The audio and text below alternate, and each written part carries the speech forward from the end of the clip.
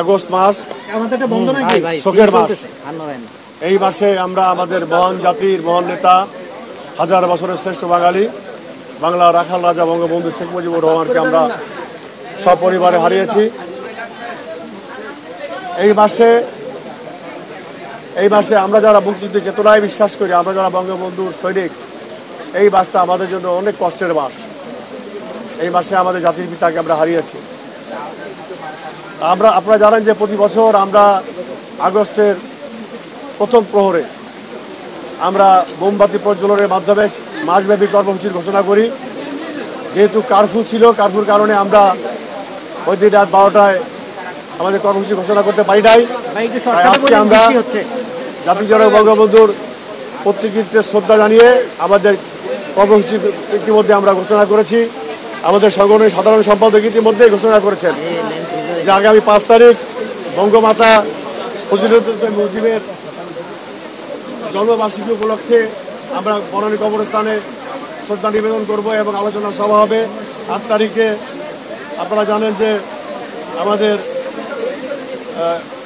প্রিয় নেতা বঙ্গবন্ধুর পুত্র শেখ কামালের জন্মদিন উপলক্ষে বনানী কবরস্থানে আমরা শ্রদ্ধা নিবেদন করবো এবং আলোচনা সভা হবে। এছাড়া যথাক্রমে 15ই আগস্ট, 17ই আগস্ট এবং 24শে আগস্ট, 21শে আগস্ট আপনারা জানেন যে 21শে আগস্টে আমাদের নেত্রী জননেত্রী শেখ হাসিনাকে হত্যা করার উদ্দেশ্যে গ্রেনেড ছোড়া হয়েছিল। সেদিন আমাদের মাঠ থেকে 24 জন আমাদের মাঠ থেকে আইবি রহমান সহ তাজা প্রাণ কেড়ে নেওয়া হয়েছে। পুরো মাসব্যাপী আমাদের স্বেচ্ছাসেবীর প্রোগ্রাম থাকবে। পাশাপাশি যে কথাটি বলতে চাই, আপনারা লক্ষ্য করবেন যে এই হায়নারা, এই স্বাধীনতা বিরোধীরা কিন্তু এই আগস্ট মাসটাকেই বেছে নিয়েছে। এই কারণে আমি মনে করি স্বেচ্ছাসেবক লীগের প্রতিটি নেতাকর্মী, প্রতিটি জেলা উপজেলা সকলকে সতর্ক থাকতে হবে। এই আগস্ট মাসে এই হায়নারা আবার যে কোনো পরিকল্পনা করতে পারে। ইতিমধ্যে জামাত শিবির রাজনীতিকে নিষিদ্ধ ঘোষণা করা হয়েছে। সেই কারণে আমরা আগের চেয়ে অনেক বেশি সক্রিয় এবং সতর্ক রয়েছি। ইনশাল্লাহ আমরা বিশ্বাস করি, আমরা যারা মুক্তিযুদ্ধের চেতনায় বিশ্বাস করি, আমরা যারা বঙ্গবন্ধুর সৈনিক, আমরা যারা জননেত্রী শেখ হাসিনার নির্দেশিত পথে চলি, আমরাই পারবো ইনশাল্লাহ বাংলাদেশ থেকে অপশক্তিকে দূর করে একটি বঙ্গবন্ধুর স্বপ্নের সুন্দর সোনার বাংলা প্রতিষ্ঠা করতে। আমাদের সকলকে ধন্যবাদ।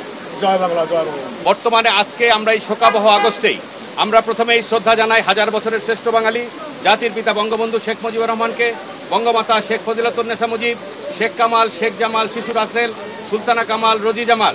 আমরা শ্রদ্ধা জানাই কৃষক নেতা আব্দুর রব শাহনিয়াবাদ, বঙ্গবন্ধুর একমাত্র সহোদর শেখ আবু নাসের, যুবলীগের প্রতিষ্ঠাতা শেখ ফজলুল হক মনি, তার অন্তঃসত্ত্বা স্ত্রী আরজুমনি সহ ব্রিগেডিয়ার জামিল এবং সিদ্দিকুর রহমান সহ 15ই আগস্টে নিহত সকল শহীদদের শ্রদ্ধা জানিয়ে ইতিমধ্যেই আমরা আপনাদের সামনে কর্মসূচি আমাদের সভাপতি বলেছেন।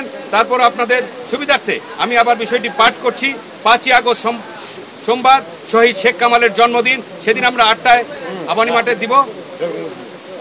হ্যাঁ, 5 তারিখে শহীদ শেখ কামালের জন্মদিন, না 8 তারিখ শেখ কামালের জন্মদিন। সেদিন আমরা আবানি মাঠে শেখ কামালের প্রতিকৃতিতে শ্রদ্ধার্ঘ্য নিবেদন করবো এবং 9:30টায় বনানীতে আমরা শ্রদ্ধার্ঘ্য নিবেদন করব।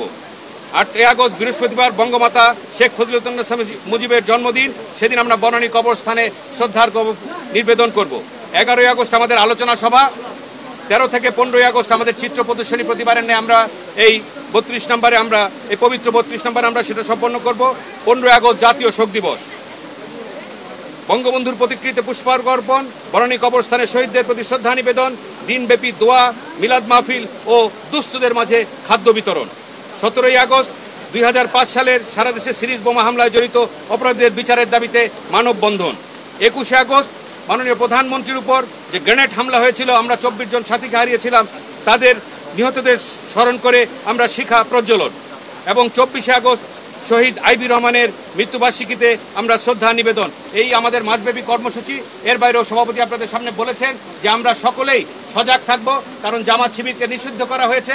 যারা স্বাধীনতার বিরোধী শক্তি, যারা ষড়যন্ত্র করেছে, বিশেষ করে এই বাচ্চাদের কোটা আন্দোলনকে যারা ভিন্ন পথে নিয়েছে, আপনারা দেখেছেন ইতিমধ্যেই ভিডিও প্রকাশিত হয়েছে, তারা কাছে থেকে মাথার পিছনে গুলি করেছে, মৃত্যুর সংখ্যা বাড়িয়েছে, বাড়ি বাড়ি তারা জ্বালানায় গুলি করেছে।